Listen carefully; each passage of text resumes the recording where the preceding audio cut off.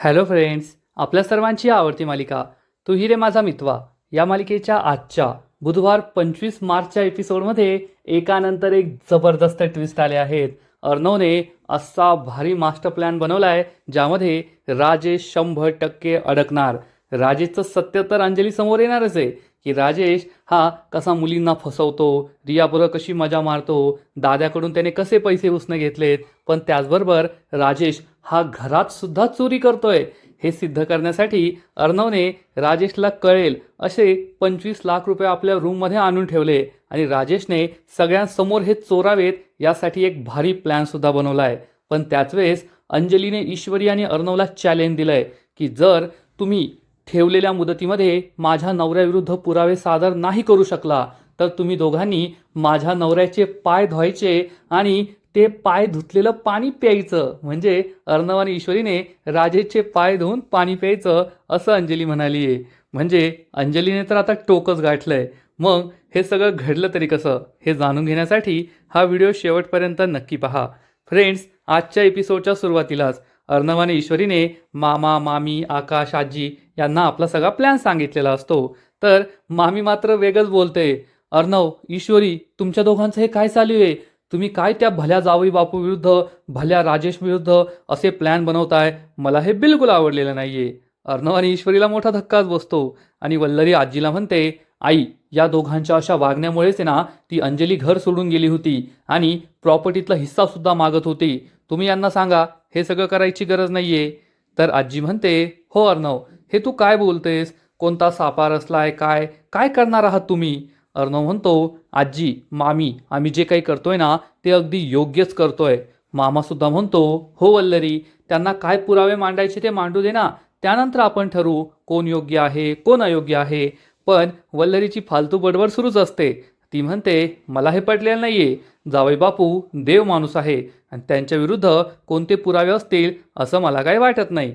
तर आकाश म्हणतो, मॉम, तू गप्प बस. दादा आणि वहिनी जे काही करताय ना ते अगदी योग्य आहे. आणि मग अर्णव सगळ्यांना आपला पुढचा प्लॅन सांगतो की उद्या 4 वाजता मी त्या राजेश विरुद्ध सगळे पुरावे घरात सगळ्यांसमोर मांडणार आहे आणि या प्लॅनमध्ये मला तुमच्या सगळ्यांची साथ हवी आहे. तर ईश्वरी म्हणते, हो आजी, आणि मी अंजली ताईच्या नावावर अर्धी प्रॉपर्टी का होऊ दिली नाही याचं उत्तरसुद्धा उद्या तुम्हाला 4 वाजताच मिळेल. तर राजेश आणि अंजली मस्त आईस्क्रीम खात असतात आणि अंजलीसुद्धा हाच विषय बोलत असते. त्या ईश्वरीने वेळेवर प्रॉपर्टी माझ्या नावावर नाही होऊ दिली, नाहीतर अर्णवने सही करून 50% प्रॉपर्टी माझ्या नावावर केली असती. पण ईश्वरीने स्वतःच्या हक्काचा विषय काढला, माझ्या भविष्याचं काय होईल असा विषय काढला आणि ते प्रॉपर्टीचे पेपर्स फाडून टाकले. तर राजेश म्हणतो, जाऊ दे अंजली, आपण चांगले माणसं आहोत ना. चांगल्या माणसांना हे पैसा पाणी यांचं काहीही नसतं. आपल्यासारख्या माणसांचे कर्म आपल्याबरोबर असतात. आपण दुसऱ्यांबरोबर चांगलं करतो, चांगलं वागतो, मग आपलं सुद्धा चांगलंच होणार. राजेश एखादा खूप मोठा विचारवंत आहे अशा गप्पा मारतो आणि अंजली म्हणते, अहो, तुम्ही खूप चांगले आहात, खूप साधेभोळे आहात, पण जग तसं नाहीये ना. जग खूप वाईट आहे, खूप स्वार्थी आहे. आणि त्याच वेळेस राजेशच्या खांद्यावर कोणीतरी हात ठेवतो. राजेश चांगलाच घाबरतो आणि बाजूला पाहतो तर त्याचा कर्दनका दाद्या उभा असतो आणि दाद्या म्हणतो, काय राजेश भाऊ, एकटे एकटे आईस्क्रीम खाताय? राजेश म्हणतो, अरे दादा, तुम्ही का, बसा ना, तुम्ही पण आईस्क्रीम खा, सांगा तुम्हाला काय खायचंय. तर दाद्या म्हणतो, अहो, मी तर खायलाच आलोय. तर अंजली म्हणते, अरे दादा, तुम्ही आलात का, बसा बसा, तुम्हाला कोणता आईस्क्रीम खायचे सांगा, आम्ही तुम्हाला सगळी आईस्क्रीम खाऊ घालतो. तर दाद्या म्हणतो, नको वहिनी, मी पोट भरून जेवण करून आलोय, मला आईस्क्रीम नाही खायचंय. मी तर राजेश भाऊला भेटायला तुमच्या चाळीत गेलो होतो, तर तेथे मला शेजाऱ्यांनी सांगितलं की तुम्ही तुमच्या भाऊच्या घरी पुन्हा एकदा शिफ्ट झाले आहात. अंजली म्हणते, हो हो, आता आम्ही शिफ्ट झालोय. तर दाद्या राजेशला म्हणतो, राजेश भाऊ, मला आहे ना थोड्या पैशांची गरज होती, थोडे पैसे उसने मिळतील का? राजेशला समजतं की दाद्या नाटकं करतोय आणि राजेश म्हणतो, अरे तू माझा भाऊ आहे, का नाही भेटणार, पैसे नक्की भेटतील. पण अंजलीला मात्र संशय येतो की हा दाद्या जे काही बोलतोय ते सगळं नाटक आहे आणि हा गुंडच आहे. ती संशयाने पाहू लागते आणि दाद्या म्हणतो, खरंच तुमची मला खूप मदत होईल. जेव्हा कधी मला पैसे लागतील ना तेव्हा मी तुमच्याकडेच उसने मागायला येईल.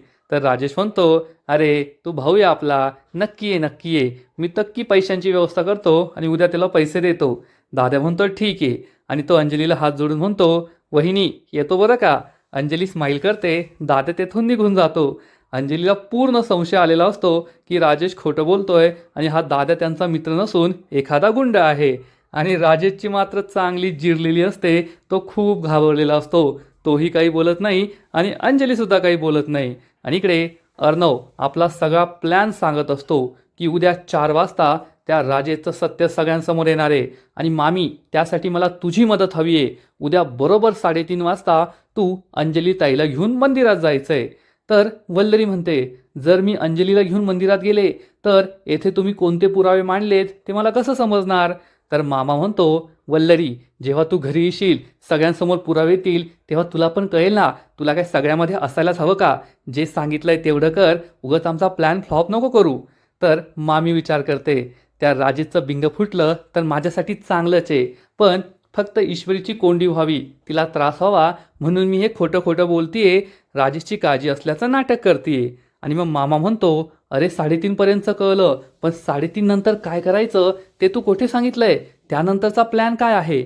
आणि मग अर्णव सगळ्यांना आपला पुढचा प्लॅन सांगतो. पण अर्णव काय प्लॅन सांगतो हे आपल्याला काही कळत नाही, ते फक्त म्यूट असतं, म्हणजे आपल्याला ते नंतर पाहायला मिळणार आहे. आणि मग थोड्या वेळानंतर रात्र झालेली असते आणि ईश्वरी ही पडद्यामागे लपून बसलेली असते आणि राजेश टेन्शनमध्ये असतो. त्या दाद्याने पैसे मागितलेत, तो घरी येऊ शकतो, माझी तिरडी बांधू शकतो, मला मरायचं नसेल तर पैसे द्यावे लागतील, पण पैशांची व्यवस्था कशी करू, कुठून पैसे आणू, एवढे पैसे कसे जमा करू, हाच प्रश्न राजेशला पडलेला असतो. आणि तो टेन्शनमध्ये एअर झऱ्या मारत असतो आणि आपल्या प्लॅनप्रमाणे ईश्वरी तेथे लपून बसलेली असते. आणि तेवढ्यात शिर्के तेथे येतो आणि शिर्केसुद्धा अर्णवच्या प्लॅनमध्ये सामील असतो. ईश्वरी शिर्केला इशारा करते आणि शिर्के पुढे येतो, त्याच्या हातात एक एनवलप असतो आणि शिर्के हा जाणून बुजून राजेशला धडकतो आणि त्याच्या हातातून हा एनवलप खाली पडतो. राजेश म्हणतो सॉरी सर माझं लक्ष नव्हतं, मी मोबाईलमध्ये पाहत होतो. राजेश खाली पाहतो तर या एनवलपमधून चक्क 25 लाख रुपये खाली पडलेले असतात. नोटांच्या गड्ड्या अशा जमिनीवर पडलेल्या असतात आणि एवढे पैसे पाहून राजेशचे डोळेच पांढरे होतात. ईश्वरी मात्र हसू लागते आणि शिर्के म्हणतो थांबा सर मी उचलतो. तर राजेश म्हणतो नाही मी उचलतो. आणि राजेश हे सगळे पैसे उचलून या एनव्हलपमध्ये ठेवू लागतो. एवढे पैसे पाहून राजेशचे डोळेच मोठे मोठे होतात. राजेश विचार करतो अरे हा शिर्के नाहीये, हा तर लक्ष्मीच्या पावलांनी घरी आलाय, साक्षात लक्ष्मी घरी आलीये. एवढे पैसे पाहून राजेश खूप खुश होतो. तर ईश्वरी आणि शिर्के दोघे सुद्धा हसू लागतात की आपला प्लॅन यशस्वी झालाय. राजेशची नजर मात्र या पैशांवरून हलतच नाही.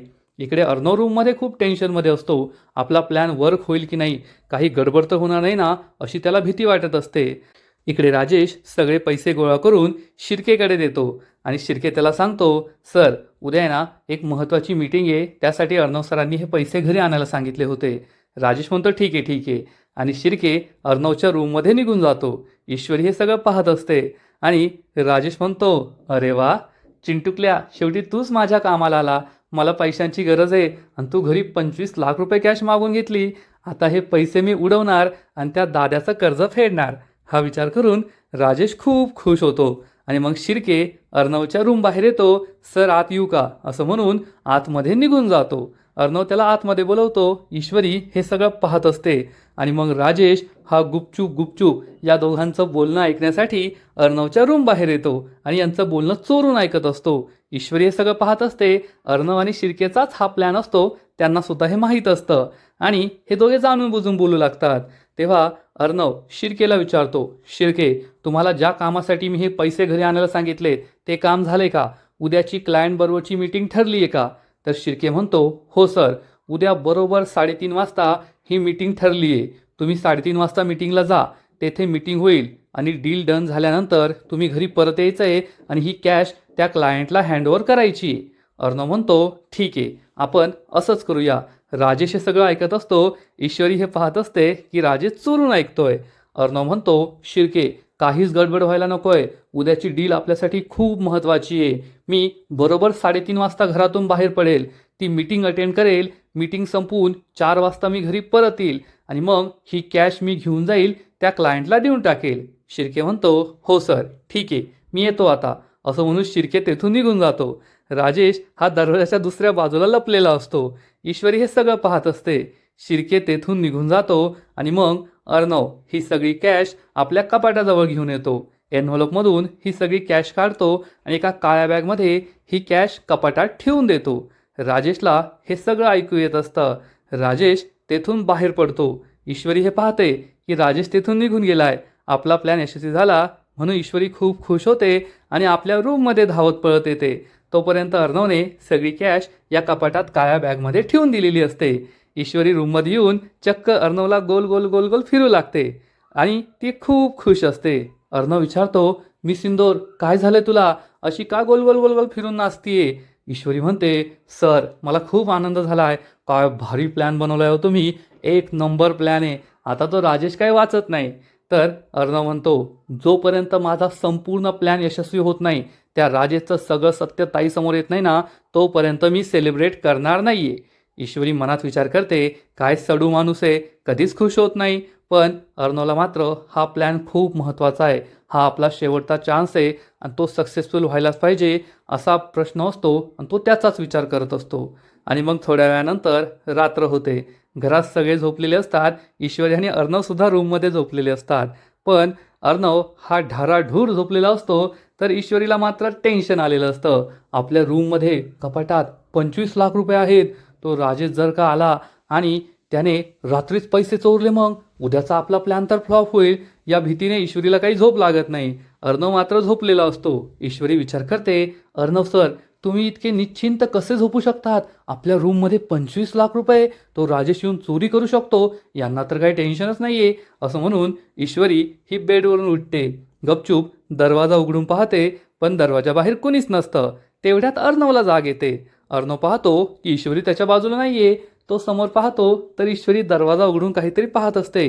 अर्णव विचार करतो, मी सिंदूर हे काय करतीये? अर्णव ईश्वरी जवळ येतो. तोपर्यंत ईश्वरी ही बाहेर कुणी आहे का तेच पाहत असते.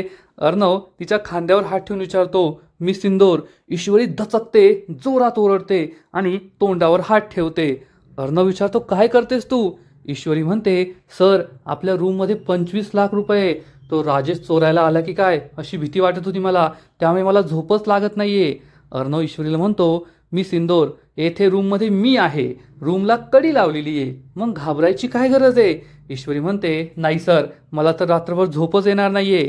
अर्णव रूमची कडी लावतो आणि म्हणतो, मी सिंदूर, आता गुपचूप झोपायचं. उद्या आपल्याला खूप काम आहे. आज रात्रभर नीट झोप झाली ना, मग उद्या आपण फ्रेश होऊ. झोप गपचूप. असं म्हणून अर्णव झोपी जातो. ईश्वरी मात्र घाबरलीच असते आणि तिला काही झोप लागत नाही. दुसरा दिवस उजाडतो. ईश्वरी तिच्या रूममध्ये असते आणि गणूबाप्पाची आरती करून ती गणूबाप्पाला नमस्कार करते आणि प्रार्थना करते, आज आम्ही जे काही ठरवलंय त्या राजेचं सत्य आम्ही अंजली ताईसमोर आणणार आहोत. या प्लॅनमध्ये आम्हाला यश दे. आणि तेवढ्यात ईश्वरीला कुणीतरी चालतंय असा आवाज येतो. ईश्वरी रूमचा दरवाजा उघडून पाहते तर तिला दिसतं की राजेश हा जिन्यावरून वर येतोय. नक्कीच तो आपलं बोलणं ऐकायला येतोय हे ईश्वरीला समजतं. ईश्वरी दार लावून घेते. तेवढ्यात अर्णव तेथे येतो. ईश्वरी त्याला इशाऱ्याने सांगते, तो राजेश आपल्या रूम बाहेर आलाय आपलं बोलणं ऐकण्यासाठी. आणि मग ईश्वरी ही जाणून बुजून अर्णवला जोरात बोलायला लावते आणि विचारते, अर्णव सर, तुम्ही ते रूममध्ये 25 लाख रुपये कशाला आणून ठेवलेत? राजेश हे बाहेरून सगळं ऐकत असतो. तर अर्णव म्हणतो, ते 25 लाख का? आज एका क्लायंटबरोबर महत्त्वाची मीटिंग आहे. आज दुपारी 3:30 वाजता मी बरोबर मीटिंगसाठी जाणार आणि त्या क्लायंटशी मीटिंग करून 4 वाजता घरी परत येईल आणि ते पैसे घेऊन त्या क्लायंटला द्यायला जाईल. आणि या अर्ध्या तासामध्ये तू त्या कॅशची सगळी काही जबाबदारी घ्यायची आहे. ईश्वरी म्हणते, अरे देवा सर, आज सूर्य कुठून उगवलाय? तुम्ही चक्क माझ्यावर जबाबदारी देताय, ते सुद्धा 25 लाख रुपयांची. राजेश हे सगळं ऐकत असतो. अर्णव म्हणतो, मी सिंदूर, एवढं घाबरायला काय झालंय? घरामध्ये इतर कोणालाही कॅशबद्दल माहिती नाहीये आणि मी दिवसभर घरीच आहे. फक्त अर्धा तास बाहेर जाईल. त्या अर्ध्या तासातच तुला काळजी घ्यायची आहे, कॅशची जबाबदारी घ्यायची आहे. तू काळजी करू नको, काही होणार नाही. ईश्वरी म्हणते, ठीक आहे सर, मी जबाबदारी घ्यायला तयार आहे. राजेश हे सगळं ऐकतो, चांगलाच खुश होतो आणि म्हणतो, मला त्याच अर्ध्या तासामध्ये ही सगळी कॅश चोरावी लागणार आहे. राजेश तेथून निघून जातो. ईश्वरीने अर्णवला समजतं की तो चाललाय आणि हे दोघेही गुपचूप रूमचा दरवाजा उघडून पाहतात. ईश्वरीला दिसतं की राजेश खाली गेला आहे. ईश्वरी पुन्हा एकदा कडी लावते. दोघे एकमेकांना थम्स अप, खूप भारी प्लॅन झाला असा इशारा करतात आणि खुश होतात. आणि राजेश हा त्यांच्या रूमकडे पाहतो आणि म्हणतो, वा रे वा चिंटुकल्या, तू तर माझं काम खूप सोपं केलंस. आता माझ्याकडे अर्धा तास आहे. या अर्ध्या तासामध्ये मी तुमच्या नाकात खालून ते 25 लाख रुपये कसे उडवतो ना, तुम्हाला सुद्धा कळायचं नाही. राजेशला फुल कॉन्फिडन्स असतो. पण इकडे अर्णवला मात्र अजूनसुद्धा भीती वाटत असते की आपल्या प्लॅनचं काय होईल, यशस्वी होईल की नाही. तर ईश्वरीच्या माहेरी सुप्रिया आणि ईश्वरीचे बाबा हे दोघे मस्त चहा नाश्त्याची तयारी करत असतात. तेवढ्यात ईश्वरीच्या बाबांचा एक मित्र, इंदोरचा मित्र मोहन त्यांना कॉल करतो आणि बाबा विचारतात, क्या मोहन भाई कैसे हो? तर मोहन म्हणतो, मी ना खूप स्वार्थी मित्र आहे तुमचा. ईश्वरीचे बाबा विचारतात, काय झालं? तर हा मोहन भाई म्हणतो, तुमचं इतकं मोठं ऑपरेशन झालं, इतका मोठा अपघात झाला, पण मी ना तुम्हाला भेटायला आलो ना तुम्हाला कॉल केला, आणि आज माझी गरज आहे तर मी तुम्हाला कॉल करतोय. तर ईश्वरीचे बाबा म्हणतात, मोहनभाई आपलं नातं खूप जुनं आहे. जर तुम्ही मला त्या काळात इंदोरमध्ये मदत केली नसती तर माझं स्वतःचं दुकान झालंच नसतं. माझ्या मुलींची शिक्षणं, माझं कुटुंब, संसार नीट झालाच नसता. तुमचे माझ्यावर खूप उपकार आहेत. तुम्हाला जे काही सांगायचं आहे ते बोला, मी काहीच राग मानत नाही आहे. तर मोहनभाई सांगतात, तुम्हाला तर माहिती आहे ना माझा मुलगा. तर ईश्वरीचे आईबाबा म्हणतात, अरे तो तर आमच्या मुलींबरोबर खेळला आहे, लहानचा मोठा झाला आहे. मोहनभाई सांगतात, हा हो, आणि त्याने आता MBA केलं आहे. मी त्याला म्हणत होतो की माझा बिझनेस जॉईन कर, पण त्याला मुंबईला येऊन जॉब करायचा आहे. मी त्याच्यासाठी मुंबईमध्ये फ्लॅट घेतला आहे, पण त्याचं पोझिशन 2 महिन्यांनी मिळणार आहे आणि माझ्या मुलाची जॉईनिंग आता 1-2 दिवसातच आहे. तर जोपर्यंत फ्लॅटचं पोझिशन मिळत नाही तोपर्यंत तो तुमच्या घरी राहू शकतो का? तर ईश्वरीचे बाबा म्हणतात, काय मोहनभाई, काय प्रश्न विचारताय? आपले घरगुती संबंध आहेत. तुमचा मुलगा इथे नक्की राहू शकतो, काळजी करू नका. मोहनभाई थँक्यू म्हणून फोन कट करतात. ईश्वरीच्या आईबाबांना खूप आनंद होतो. मोहनभाईचा मुलगा आपल्या मुलींचा बेस्ट फ्रेंड आहे, त्यांना सुद्धा नक्कीच आनंद होईल असं हे दोघे म्हणतात आणि नम्रता आणि ईश्वरीला सांगायचं ठरवतात. इकडे राजेश त्याचा प्लॅननुसार चक्क ईश्वरी आणि अर्णवच्या रूममध्ये डोकावून पाहतो, तर रूममध्ये कुणीच नसतं. रूममध्ये तर कुणीच नाहीये, हीच ती योग्य वेळ आहे पैसे चोरायची असा विचार करून राजेश चक्क कपाटाजवळ येतो आणि तो कपाट उघडणार इतक्यात अर्णव तेथे पोहोचतो आणि विचारतो, तू येथे काय करतोय? पण राजेशने सुद्धा काय कच्चे खेळ नाही खेळलेत. राजेश चक्क त्याच्या मोबाईलचं व्हॉइस रेकॉर्डिंग सुरू करतो आणि अर्णवला म्हणतो, अर्णव मला आहे ना तुझी मदत हवी होती. अर्णव विचारतो, माझी मदत? राजेश म्हणतो, हो हो, मला तुझी गाडी हवी आहे. तर अर्णव एकदम उद्धटपणे त्याला म्हणतो, अरे तू तर खूप भला माणूस आहे, गरीब बिचारा, तुला माझी गाडी कशाला हवी आहे? तर राजेश म्हणतो, अरे मला माहिती आहे आपल्या दोघांमध्ये भांडण आहे, पण मला एका अर्जंट कामासाठी बाहेर जायचं आहे, त्यासाठी तुझी गाडी हवी आहे. तर अर्णव चिडून म्हणतो, तुझ्यासारख्या फुकट्या माणसाला मी माझी गाडी देणार नाही, नाहीतर माझी गाडी विकून तिकडे पैसे लुबाडशील तू, गाडी बिडी काय मिळणार नाही. राजेश चांगुलपणाचा आव आणतो, अरे असं काय बोलतोयस, मला गरज आहे, हवं तर मी तुझ्या गाडीत पेट्रोल टाकून परत आणून देईल, पण दे ना थोड्या वेळेसाठी गाडी. अर्णव म्हणतो, गाडी बिडी काय मिळणार नाही. तेवढ्यात ईश्वरी हातात इस्त्रीचे कपडे घेऊन येते. हा त्यांचा प्लॅनच असतो. ईश्वरी ही अर्णवच्या हातात कपडे देते आणि म्हणते, सर हे कपडे घ्या, तुमची ती बॅग मला तुम्हाला परत द्यायची आहे. आणि ती अर्णवकडे ही बॅग देते आणि अर्णवला विचारते, सर ही पैशांचीच बॅग आहे ना? अर्णव म्हणतो, हो हो पैशांचीच बॅग आहे. अर्णव जाणून बुजून राजेशसमोर ही पैशांची बॅग उघडतो, यामध्ये नोटांच्या गड्ड्या असतात. हे सगळं पाहून राजेश चांगलाच खुश होतो आणि ईश्वरी आणि अर्णव त्याच्यासमोरच या पैशांची बॅगची अदलाबदली करतात आणि कपाटात ही बॅग ठेवून देतात. राजेश हे सगळं पाहत असतो. अर्णव आणि ईश्वरीचाच हा प्लॅन असतो. राजेश म्हणतो, अर्णव प्लीज दे ना तुझी गाडी. अर्णव म्हणतो, नाही भेटणार म्हटलं ना, चल निघ इथून. राजेश तेथून निघून जातो. ईश्वरी आणि अर्णव खूप खुश होतात. ईश्वरी म्हणते, सर पाहिलं ना, त्याची नजर बॅगवरच होती, आता तो नक्कीच पैसे चोरायला येईल. अर्णवसुद्धा टेन्शनमध्ये असतो. आत्तापर्यंत सगळं ठीक झालंय, पुढे काय होतं ते पाहावं लागेल. दुपारचे 2:30 वाजलेले असतात आणि तेव्हा ईश्वरी आणि अंजली एकमेकांसमोर येतात.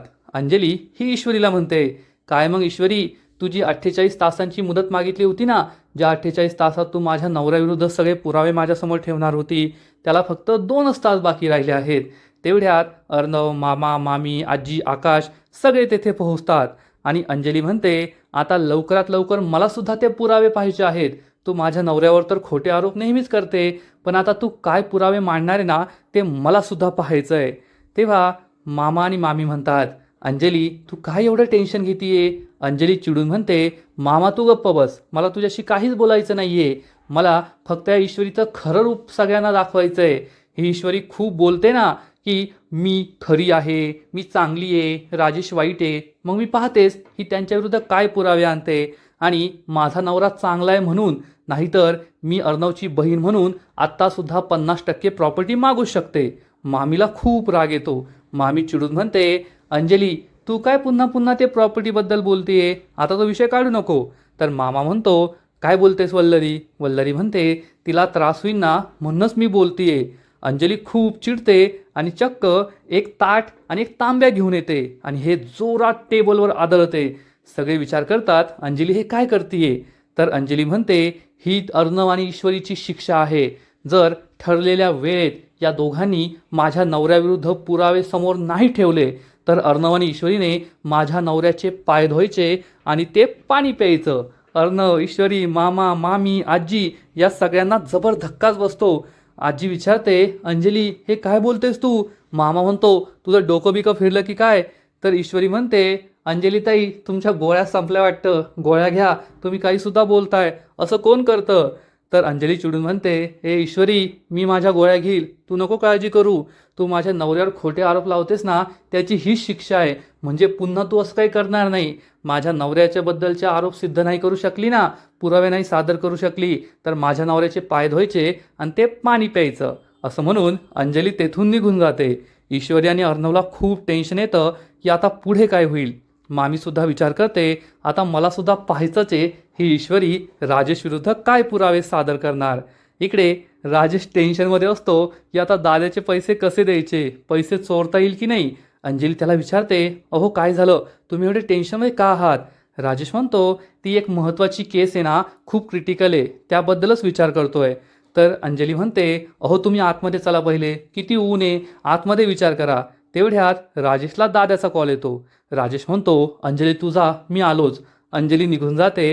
राजेश कॉल उचलतो. दादा म्हणतो ए आता फक्त 1 तास राहिला आहे, जर माझे पैसे नाही भेटले ना तर मी तुझ्या घरी येणार, तुझी तिरडी बांधणार, एवढं लक्षात ठेव.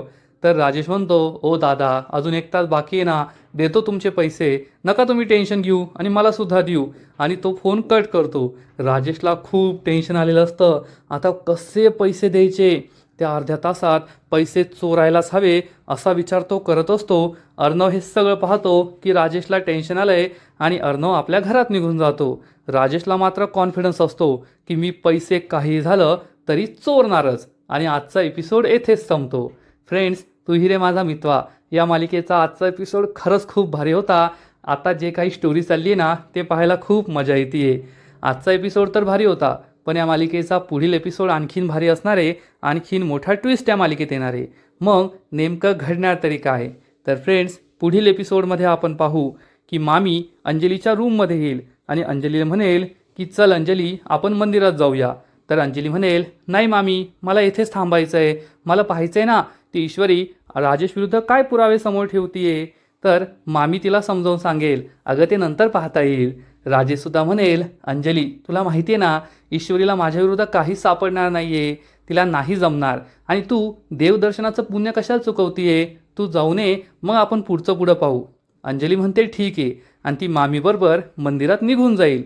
राजेश म्हणेल आता ही बावळ बायकोसुद्धा गेली, आता पैसे चोरणं सोपं जाईल. आणि इकडे अर्णव, आजी, मामा, आकाश, ईश्वरी या सगळ्यांची मीटिंग घेत असतो. त्यांना सांगतो जोपर्यंत मी घराबाहेर गेलोय याची खात्री राजेशला होणार नाही तोपर्यंत तो आमच्या रूममध्ये पैसे चोरायला येणार नाही.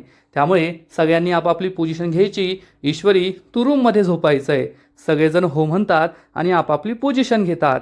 आणि अर्णव हा आपल्या मीटिंगसाठी तेथून निघून जातो. राजेश हे पाहून चांगलाच खुश होतो की आता अर्णव गेलाय, आता पैसे चोरता येतील आणि तो आपला प्लॅन बनवतो. फ्रेंड्स एकूणच पुढील एपिसोडसुद्धा खूप भारी असणार आहे.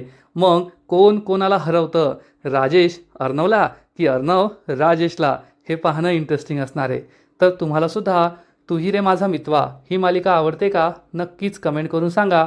आणि या मालिकेचे असेच नवीन नवीन एपिसोड, नवीन नवीन अपडेट सर्वात आधी पाहण्यासाठी व्हिडिओला लाईक करा, शेअर करा, चॅनलला सबस्क्राईब करून बेल आयकॉनवर क्लिक करा. म्हणजे या मालिकेचे नवीन नवीन एपिसोड तुम्हाला सर्वात आधी पाहायला मिळतील. खूप खूप खूप धन्यवाद.